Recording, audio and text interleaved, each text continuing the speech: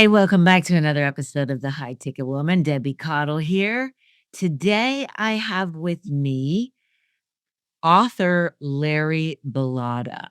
He endured 27 years of a loveless marriage, and then he discovered a breakthrough that changed his life and transformed his relationship.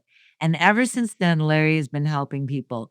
Up to date, he has helped tens of thousands of people save their sanity, their marriage, and regain control of their own lives and their mindset.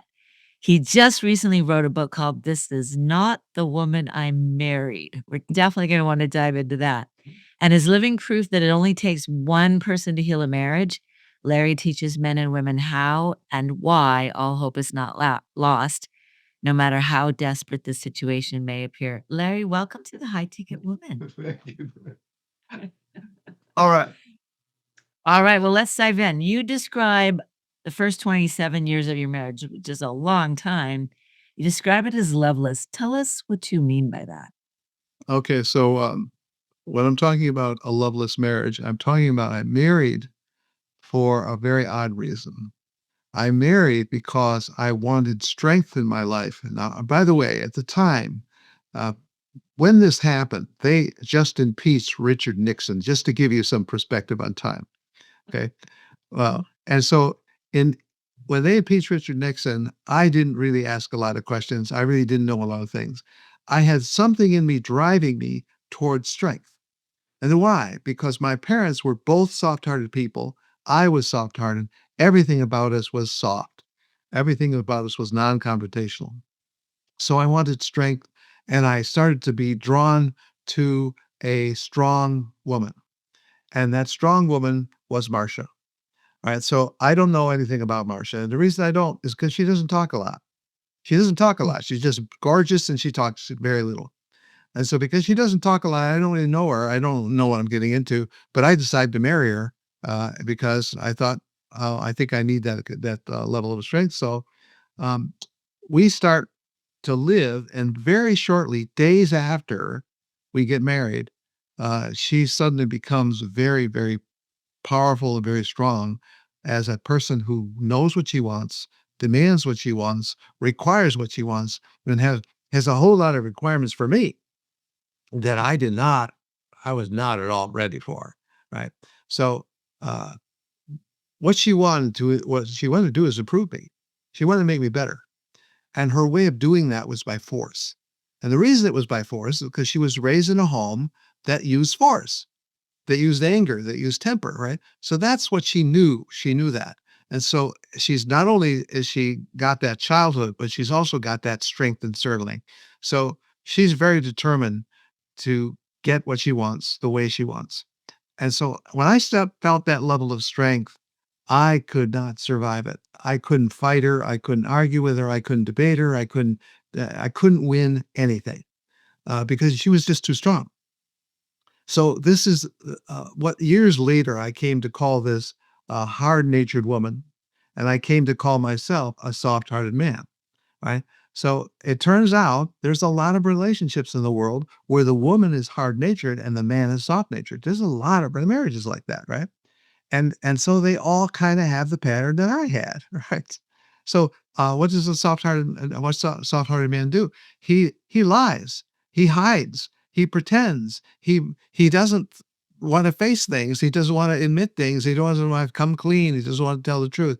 Why? Because soft-hearted people don't do confrontation, and because they don't. A hard-natured woman is going to force confrontation because that's her nature to actually require the confrontation to happen. So what happens in the beginning of this marriage is I'm confused, I'm debilitated, I'm overwhelmed, I'm full of doubt, I have anxiety, and I have all the things that you would think I'd have, right? And so as I start to continue, I start to realize that I can't leave. I can't leave the marriage. And the reason I couldn't leave the marriage, I later found out, is that my parents gave me a program, a message in my subconscious. Stay married, stay miserable. Okay. I had that. She had that. With those messages in our subconscious, we couldn't move. We couldn't budge. We couldn't do a thing like run away. Couldn't do it. So with those messages holding us in place, I decided to become like, I can't fight, I can't beat, I can't debate, I can't do any of those things that conventional thinking requires. So I think I'm going to be a learner. I'm going to be a learner. I'm going to learn from this. That's what I'm going to do. And so the way I'm going to learn is I'm going to get out yellow pads of paper and I'm going to start writing everything I think. As I do that, I start to discover things about myself. I start to discover that I don't feel good about myself. And the reason I don't feel good about myself is these two soft-hearted people who didn't really raise me, uh, kind of put me in a twilight zone where I had to raise myself. Because what we want from parents is we want them to love each other and we want them to love us. I call that the kid standard. That's what I want you to love each other. I want you to love me. That's what we want, right? So when you don't get that, you go further and further down the scale to chaos. So, what was happening in those years is, uh, I would make, mistakes. I would make, misjudgments. I would make it was messy, it was chaotic, it was, confusing, and when she found something that I did wrong, bad, inappropriate, right, something with children or something, she would attack me, and she'd demand that I fix it, and she would tell me how to fix it. So that information would come in fast and furious. And so it was really an overwhelming thing. And so every time I did that, I went back to my writing and I started to go, what just happened? Because I was starting to examine my own behavior and her behavior. And I started to realize she is not the problem. Something in me is the problem. And that's what I discovered what I call the rats. And so the rat is this rat analogy that I tell. So the analogy is that you are a cruise ship. And as a cruise ship, you don't know it, but you have a rat on your ship. And then you have a second ship, the person that you married, and that person is also a cruise ship and also has a rat that they don't know is there. Okay, two rats, two ships. So now I've got two rats and two ships, and these rats have phones, and they're communicating back and forth. An energy called against energy, and it's so severe that it's pushing the ships apart. Now the ships don't know why they're separating because they don't know they have these rats doing the work. So your ship goes to a seminar. You find out you might have a rat. So you go through the trouble to find the rat and get it off the ship. Now we have two ships, but this time only one rat. So my ship doesn't have a rat. Her ship does have a rat. So her ship is still as mad as ever. That rat is pushing as hard as ever, but there's no second rat to push back. And when there's no second rat to push back, now the ship's separation starts to slow down because it takes two rats to push two ships apart. So that's the analogy that I use. That the what is the rat? The rat in the analogy is the pain of your childhood. It's all the pain, regardless of where you were raised. It's all the pain that you forget, but your mind remembers, and that subconscious mind is going to carry all those messages and bring them up to the conscious uh, when you least expect it, when you don't know it's coming, when the life is really inconvenient, you don't really need this again, right? But that's when it's going to come.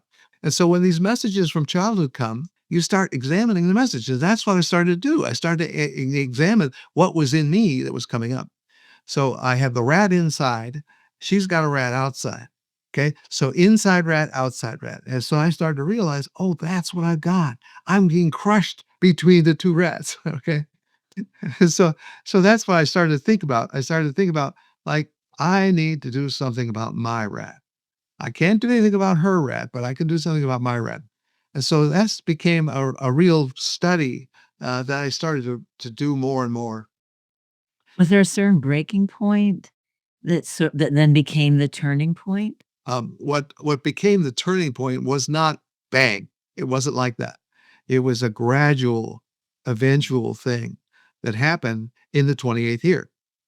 And so this time, remember they impeach Richard Nixon when I start through this whole hell of a marriage, right? They elect the second Bush when I come out of it. So that gives you a timeline, right? Why did it take so long? Because I had to slowly discover all this for myself. What I started to learn is I started to learn that I could love myself, I could like myself. But what I didn't have is I didn't have parents who gave me a clear message that you are valuable, you are important, you are likable, you are enjoyable. There was none of that. Besides, my father was a gambler and my mother was an alcoholic, right? Oh, wow. And Yeah. so we can throw that into the mix. by the 28th year, what happened? So this is my analogy for what happened.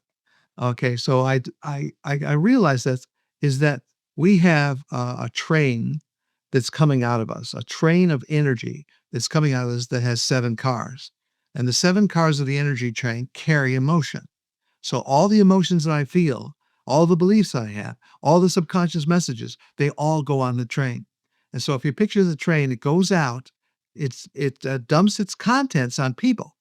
They pick up all those feelings, and then the train comes back and it brings back the feelings of that person. So the train's going around and around. So what the train is my mood, my attitude, my feelings, all those kinds of things. 7 cars that are carrying energy.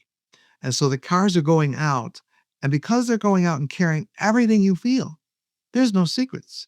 You have no secrets because the people who get this delivery of this train, they can feel everything you're feeling.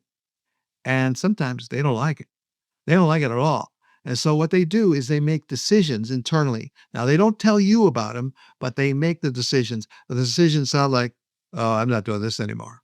Oh, he's got to go." Right? That's decisions like that. And those decisions are made because the energy train is carrying your emotion.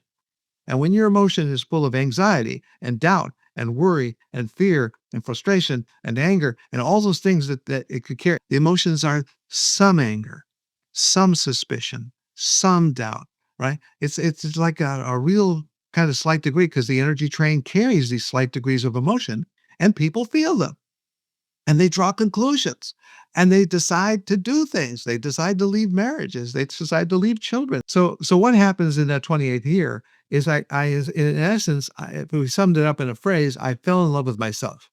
And now I felt good about who I was. And as I start to feel good about myself, the energy train is now carrying a different set of emotion. It's carrying out confidence and certainty and love and acceptance and allowing and forgiveness. It's carrying all that stuff out. All right. Because I'm feeling so good about myself, she starts changing slowly her reaction to the train. And so when I talk about the energy trade a lot, I do that because that's a real core idea that people they have a sense that something's leaving them. They have a sense that there's some kind of broadcast going out that everybody's is picking up. They have that sense. They don't know what to call it. They don't know how to define it, but they really can't say this is what's carrying my energy. See, you often say you found the real solution. Is the energy train what the discovery sort of that you made? And That's one of my analogies that I use to try and explain this. And so this 28-year process, what I'm doing is I'm learning, and as I'm learning, I'm starting to discover that I'm a better person than I thought I was. I start to like myself, and because I like myself more, the train starts to change its makeup. And because it's carrying very different emotions, she starts to respond to me in a much better way. So remember, Marcia, I was married to her 40 years. This is a 27 years of marriage in hell, right? Why was it 27 years? Because that's how long it took me to fall in love with myself. Now, why is it took me a long time? Because I didn't get enough of an orderly input to say, here's the truth about your life. Here's what you are. Here's this proof of that. I didn't have that person explaining that to me. So I grew up in the Catholic Church. The Catholic Church, it didn't explain anything to me. And nobody in the Catholic Church took an interest in me as an individual. So I was in a kind of like a big amorphous Catholic 2,000-year-old church, right? And so there's really nobody to really care enough to single me out and tell me these kinds of things, and that's why I had to teach myself. you talk about staying in the marriage because you had that messaging inside of you. In your darkest days of marriage, was there some belief that you held on to, even though maybe part of you wanted to walk away? I didn't turn into a phrase until years later, but there was a feeling in me, always a present feeling that there's always a way. There is always a way. That phrase was always in me somehow because I know that because I never became depressed. I never became sad. And also I was developing tools that I was using for myself that later became my course. The ability to get through a really hard situation is that you've got to feel good enough about yourself to stay in the game. There's got to be a vision for why you're doing it. What is the reason? What is the purpose? And so when you write down your goal and you say, this is what I like, this is what I want, this is what I love, this is what I believe in, when you write that down in a simple, short phrase that makes you feel good, that's really the vision I'm talking about. So there's always a way kept me going until I started to feel good enough about myself, where I started to test my feelings on Marcia. I started to say, like, well, what's the strong natured woman going to do about my feeling about this, my feeling about that? And so I think I was starting to gain successes, and that's what kind of put me through that 28th year. And that's why it wasn't a sudden kaboom; it was a sudden discovery. I created two lists, and the list on the left and the list on the right. And the list on the left is the world of fear. And the list on the right is the world of love, right? So that's two worlds, right? And what I didn't realize is when I finally made this, I thought, like, the world of fear must have 1,000 words in it, 1,000 really bad words: anxiety, depression, fear, anger, doubt, worry, 1,000 words like that. If you think about a list of 1,000 words, you can't make a list of 1,000 words. You can't handle it. I started to think, how would I make a list of fear if I made just 25 words? Because that's like a sampler of fear. So I entered the words, negative words, on the browser, on the internet. And you know what came up? List and list and list of the most terrible words you can imagine.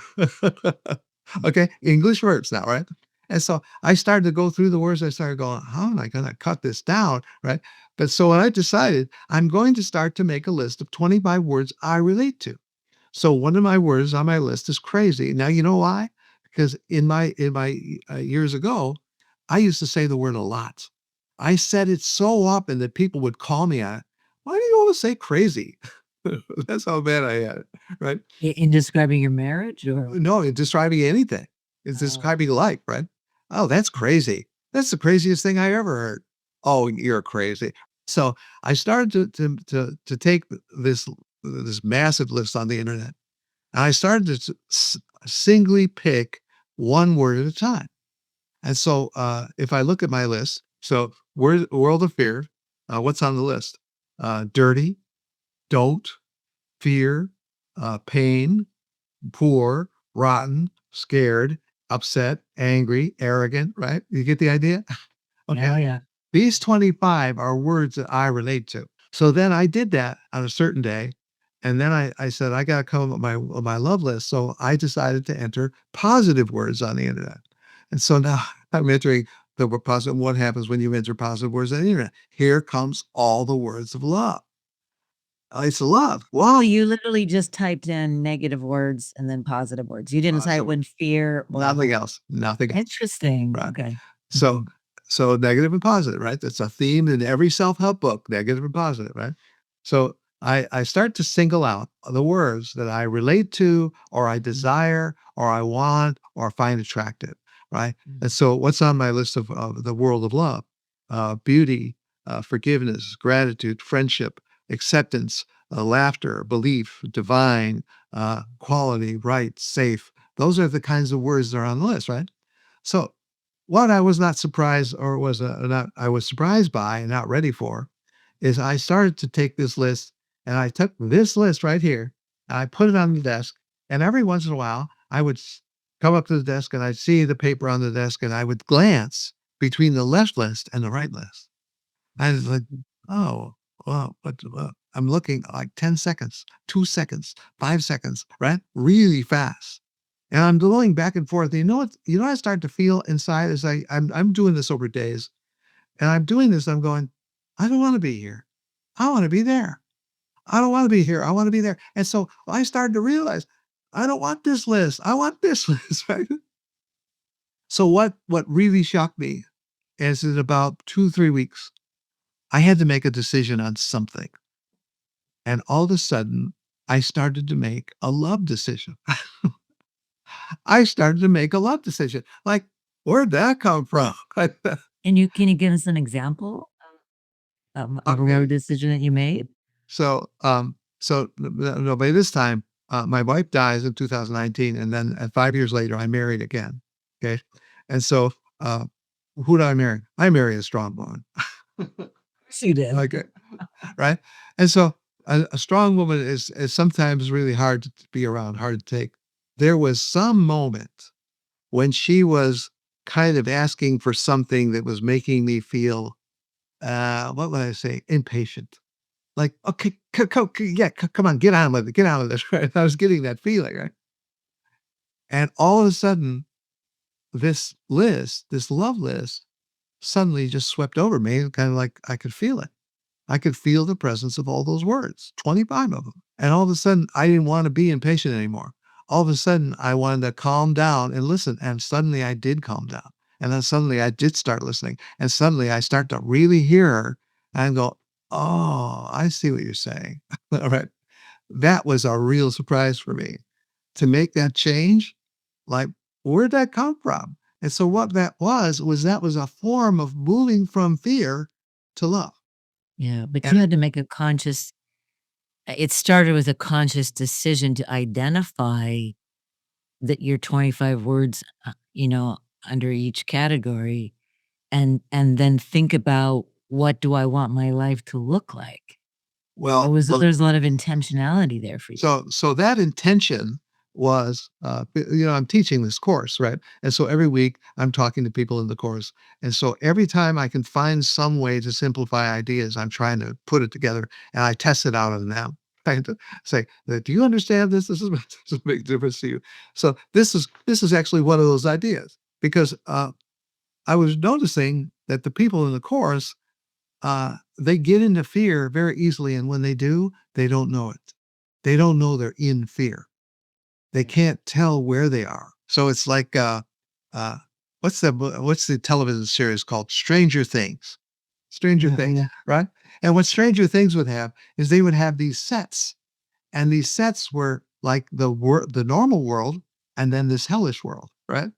And so in Stranger Things, it illustrated what the hellish world looked like, and it was weird and dark and moody and misty and ugly, right? And so when the characters would leave the normal world and go into this hellish world, you can know that they were in a really painful place, right? Well, we don't have that here. We don't have we're in a hellish place. We don't know that. We just slip into fear, and all of a sudden there's all kinds of distortions and justifications, and we don't really know where we are. So I wish there was a Stranger Things world where suddenly the lighting changes and everything gets Yeah, dark. so you can go, "Oh, I Yeah, know what's going on right now." that's right. That's right. I know where I am, right? But we don't have that. Because we don't have that, we need something obvious. And so what this is this is an obvious thing. This is a thing that I can go, oh, here's fear, here's love. So what I want is I want to put people through these ideas, and I want them to start applying them in a way they can apply. And when I find people, they're really deeply in fear. And they're so deeply in fear, they don't know they're in fear. And so I've got to find a way to help them out of there and get them out of there and give them a place to go. And so that's what So my what course is about. so what are the non-negotiables that a couple needs to bring to the table for healing and restoration to be possible? Okay, so first thing you said, Debbie, you said couples. You said couples. What do couples need to do? Couples can't do anything. I'm convinced, generally, as leaving the outliers out, then generally, the people who marry can't learn together. They can't. They can't learn together because one sees one way, the other sees one, and they just can't get the way they see things together. And so there's no non-negotiable thing. So what I teach is it takes one to heal a marriage. It doesn't take two. Because if it took two, it'd take a long, long, long time. Because two people can't heal together. They can't learn together. They can't pretty much do anything together. They can't raise a pet together for crying out loud, right? Okay, so now that we know the couples can't do anything together, it takes one. Why does it take one? It takes one to change the energy on the train. One person has to send that energy out. And so what I see over and over again is I see people who can't change the emotion that's on the train. They have worry, they have doubt, they have fear, they have all the stuff that's on the fear list. And they don't know how to change it. They don't know what it is. They don't even know they're in it. And so they're distorted by things like defense, justification, pride, anxiety, self doubt. There's all these things that they're living in that they don't recognize they're living in. So one person has got to decide, I'm going to change the train. I'm going to change what I feel. I'm going to learn how. And so that's what I had to do. I had to go through the same thing because, when they had pitched Richard Nixon, I was not a self improvement person ever. I was not interested in any of that. And so what happened is that my wife became the pain provider. She became the person who provided me the pain that kept me motivated to keep on learning. Why was I writing all those notes? Because I was so much in pain that I had to keep on writing just to reduce the pain. Just to reduce the pain, I had to keep on writing. Well, that's something like, what if you stop writing? What if you stop looking for solutions? The pain will increase. It will get worse. So I couldn't stop writing. And so now I call that the pain provider. And so now I teach a course where the person comes into the course, one person, because why do I have one person? Because couples can't learn together. And because they can't learn together, one person's got to learn. And so I have a men's group and I have a women's group, right? And I keep them separate. They never talk to each other. They don't get to know each other, right? So they literally learn separately. And what they're doing is they're helping each other. So the women are helping the women, the men are helping the men, and that's the culture that I built for the last 15 years. So for someone who's listening today, who's on the brink, they're barely holding on in their marriage. What's one thing they can do today to start shifting the energy in their marriage? I was talking to a lady yesterday, and she was kind of one of these fragile, soft-hearted women that just like, oh, I don't know what to do, kind of thing. And so I started to listen to her story. I asked her about her childhood. You know what she told me? She told me about her father. And her father was a wonderful man. Her mother was cold. Her mother was distant. Her mother was aloof, but her father was a warm, caring, successful guy. And so she's got the doubt of her mother, but she's got the confidence of her father, right? So what is that? That's a bedrock you can build on that, right? So her father's name, uh, so let's call her father's name is Don. And I said, what strikes me is you're Don's kid. You're Don's daughter. You should feel really good about that because what story she told me? She said, well, my father was a politician. My father was a teacher. My father was a coach. My father was a cook. My father was right. He played tennis. All these things that father did, right? And she said, I followed him everywhere. And I was always wanted to be like him. And in my life, I did become like him. This is the story she told me. But she's also got all this anxiety and fear and doubt and soft-hearted ways, right? And so she's stuck between her mother and her father. You see what that is? That's the beginning, the foundation. When we have a foundation that we can work with, we should go to there. So when you say a person is at their end of their rope and they don't know where to go, right? So look into childhood and find the thing, the idea that you can hold on to. Because why? That idea you hold on to from your childhood is strong and it makes you feel good. It's taking you to the love side of the picture. And so now there's something that you believe in. Right? So when I said to her, you're Don's child, you're Don's daughter. You need to be Don's daughter more, not less. And so she said, That's interesting. Yeah. oh, Don's daughter, huh? Oh, she never saw it that way. All she saw is if somebody asked her about her childhood, she tells wonderful things about her father and then forgets about anything. It's just gone, right? So when I was talking about her father died, and her father died, and she starts tearing up. Why is she tearing up? Because the power of that man in her life had power. It had an ability to create love and respect and self-love and self-respect. It had great ability in all kinds of ways to make her secure and make her have a foundation. And she started to say, repeat it like, I'm Don's daughter. I'm Don's daughter.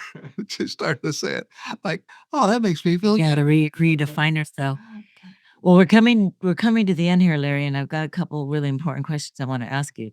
I mean, it took 28 years for you to shift and begin to turn this marriage around, and then you only had, I guess, 13 years left before your wife died. What were those last 13 years like? Um, so remember, she's a strong woman, right? And she stayed strong. She stayed strong. That means she didn't have to change for me. I didn't have to make her change anything. She stayed strong, right? So whatever you are in that marriage, you are. And whatever you're programmed to be, you're programmed to be.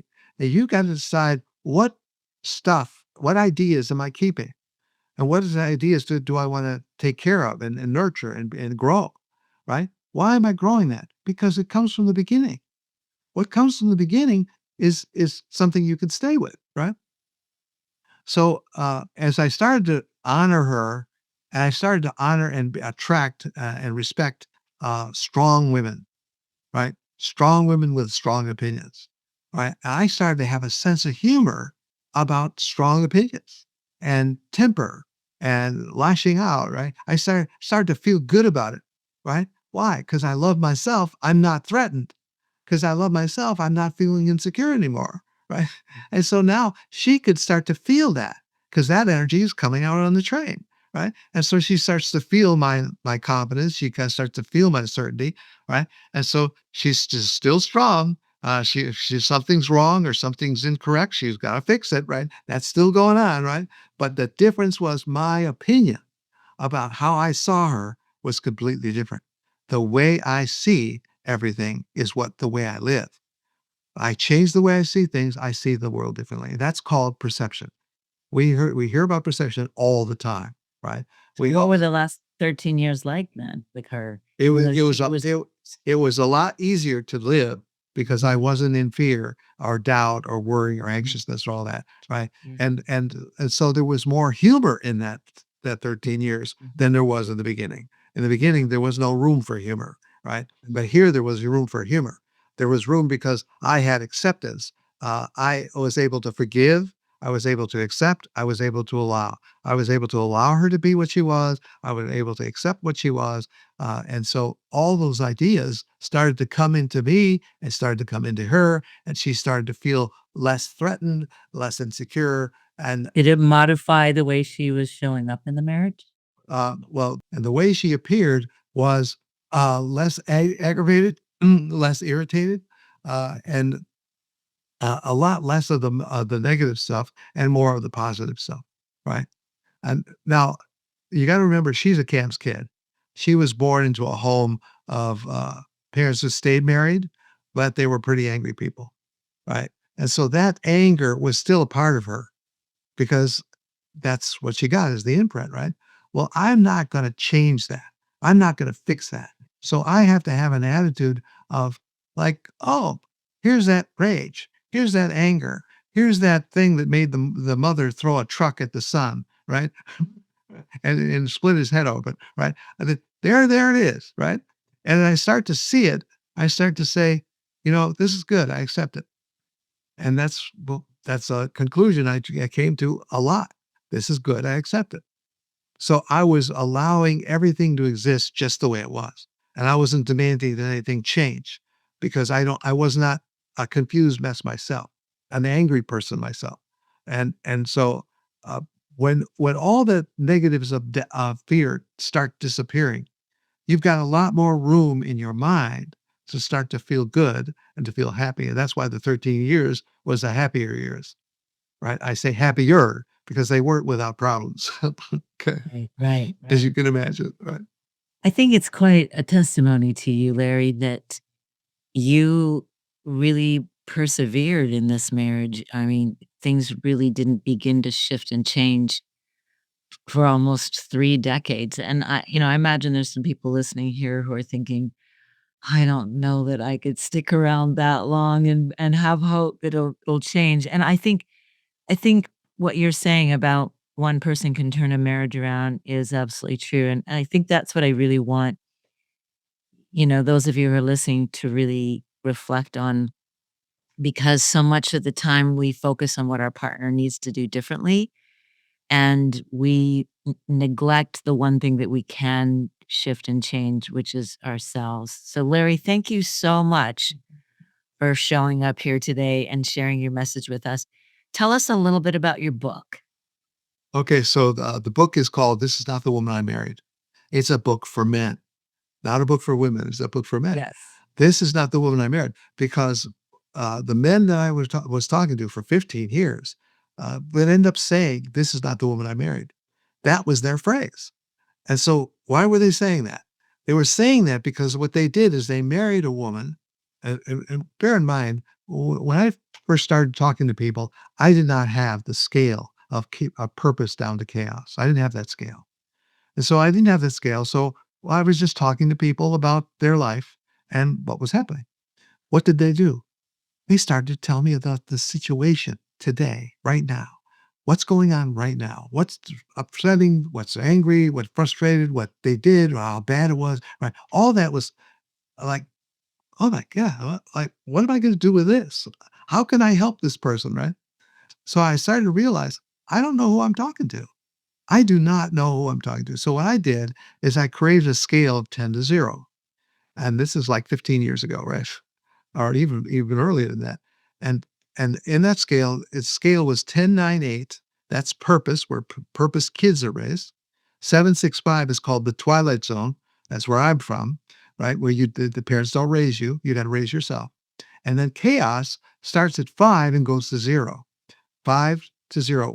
Makes 5 to 0? Abandonment, abuse, and neglect. Those three things are what brings you down that scale. And so when you have abandonment, when you have abuse, when you have neglect, emotional or physical, either one, that's what puts you into the chaos world. So what am I finding? I'm finding that the woman is raised in a chaos world. They have abandonment, they have abuse, they have neglect, right? Where's the guy? He's typically raised at a 9 and a 10, an 8. He's at the top of the scale. He's married to a woman at the bottom of the scale. And it kept happening again and again, guy after guy after guy. Top of the scale guy, bottom of the scale girl. Top of the scale guy, bottom of the scale girl. Kept happening. I was thinking, what? There's a big pattern here. Like, I started to ask why. Why are these guys marrying these troubled women? How are they going to stay married, living with these separate values? And so I started to dig into that. And what I found out is that the men raised in really good homes have parents who care about the community.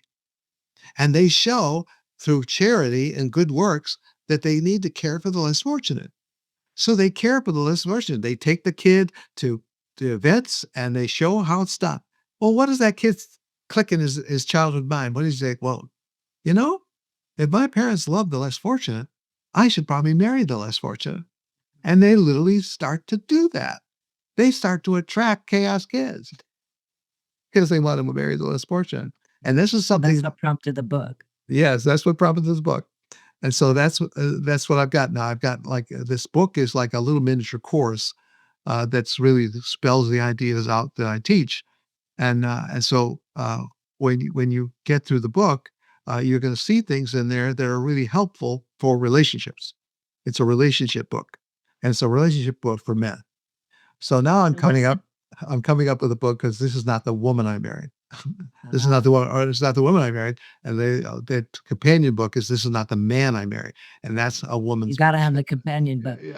So, what's the best way for people to get a hold of you and buy your book? So they can go to, you can say thismarriage.com, or they can go to larrybilotta.com. And they could go on Amazon and enter This Is Not the Woman I Married, and they would find the book there. So it's on Amazon. And there's an audio version of the book and a a paperback as well.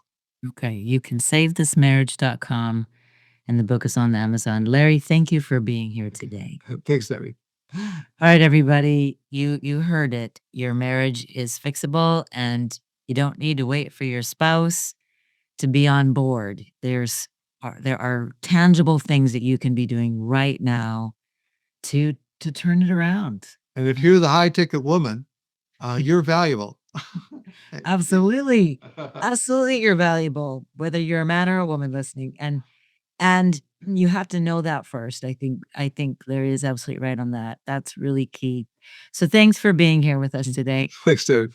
And thank you. Thank you very much, All right. Larry. And everybody, don't forget to subscribe and share this with a friend. Until next time, keep showing up, keep staying curious. Remember, keep your heart soft and open. You don't have to be perfect. You just have to be teachable.